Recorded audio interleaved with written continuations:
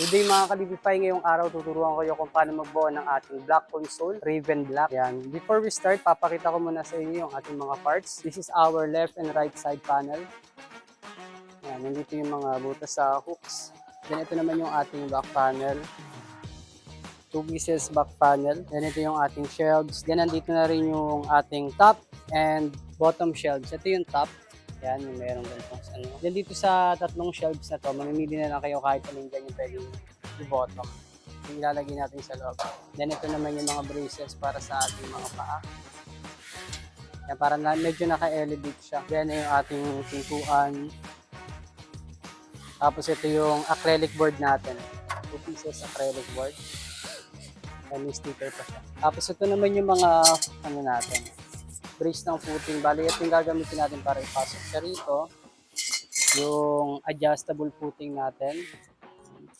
So, mag-i-start kayo, isagad nyo muna sa dulo. 0-0 nyo muna. Yan. Screwdriver, hooks, yung ating mga pin, small pin, pin na may spring, plastic washer, screw, magnet, yung plastic stopper natin, then yung gold button natin, then yung screw niya. Then, bago tayo mag-start, yung ano muna natin, yung ating footing. Lalagyan muna natin siya ng adjustable footing. Ito. Gamit na kayo ng martilyo. Bali ito, dito nyo siya isasalpak. Dito. Hindi dito ah. Dito. Yan, dito kayo magsasalpak. Okay nyo na. Dapat nakadikit siya rin.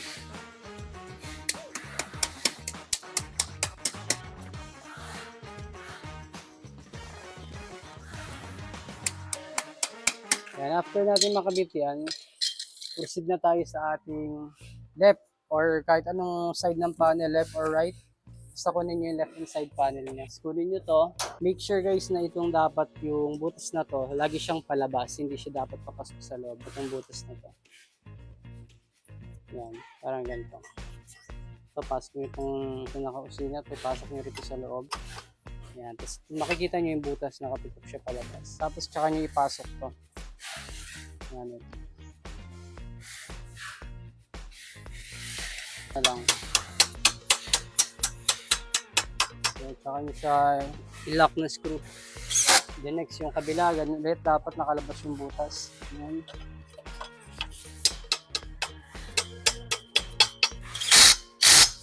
Tsaka nyo muna itayo ng bago. Tapos tsaka nyo ikabit muna ito. Yan, kabitin muna. Bago nyo kabit yung kabilang side ng panel.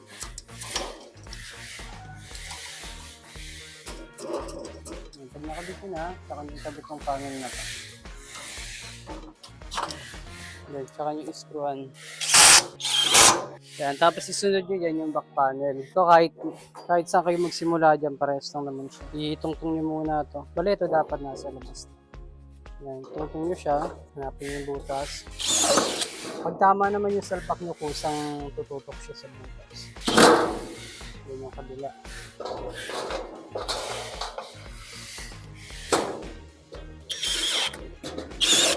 And after nyo, tsaka natin ilak yung gitna.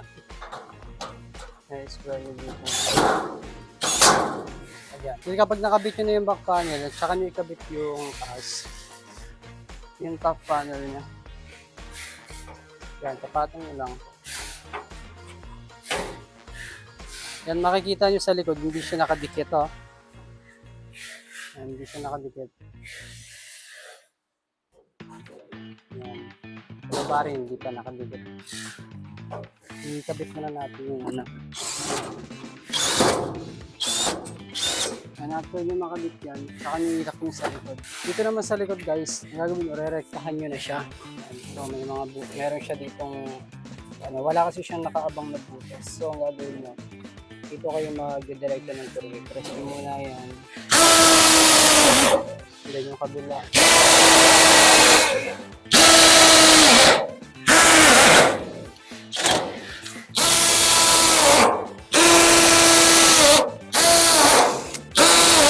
Yan, tapos kapag na-screwan nyo yung likod, yung bubong, kung wala kayo na kahit anong parts, kahit anong shelf dyan, tapos patong nyo na dito. Patong nyo na dito sa loob. Yan, tsaka ilagay nyo yung mga pin to. Ilagay nyo yung mga pin dyan. Tapos mga small pin sa baba. Yan, tapos ikabit nyo muna yung acrylic board sa pinto.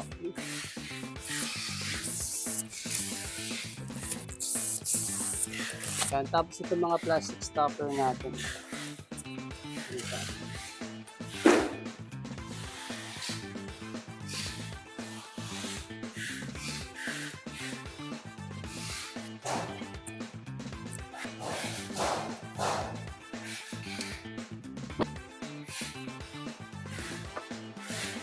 Then after nyo makabit yan, tsaka nyo ikabit yung gold button natin. And sa pagkabit niyan, sa likod ng pintuan yung screw, hindi nyo papadaan sa likod na dito sa nagdodot dito. Yan, pinakabang na, para nilikot yung papasok. Pa-press down nyo lang to.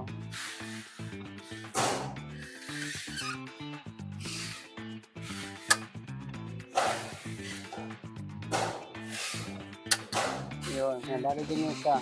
Tapos itong kabila, bago nyo simulan, dapat yung butas na yan at yung paglalagyan ng doorknob ay ng pinto ng handle ng gold button nyo. Dapat magkatapat siya, magkatabi para alam nyo kung tama yung pagkakasalpak, hindi siya ganyan. Tsaka nyo ikabit yung dalawang pirasong magnetic na ito sa kabilang pinto. Yan. So itong maliit na butas, dyan dapat ipapasok yung small pin natin. Press down.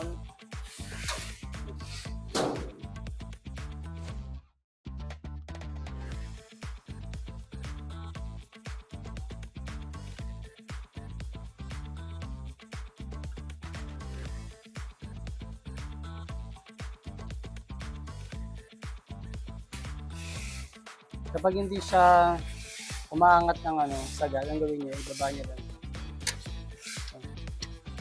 Yan. So, ganyan yung galak. Nag-ibaba nyo na ng down. Yan. After nyo yan, saka nyo ikabit yung mga shelves. Yan. Dapat magkakatapat siya. Bilangin nyo lang kung aling butas kayo maglalagay. 1, 2, 3, 4. Yung pang 5 lagyan. Start nyo sa butas na to. 1, 2, 3, 4, 5. 1, 2, 3, 4. Spin ulit. Bilang kayo. 1, 2, 3, 4, 5. Kabila, 1, 2, 3, 4, 5. Tapos dapat magkatapat sila. Kahit tingnan nyo na lang kung magkatapat. Tapos tsaka nyo ipasok yung shelf. Yan. Pag nakita nyo hindi pantay, kung saan mas mataas, nyo kayo magbabawas. Yan.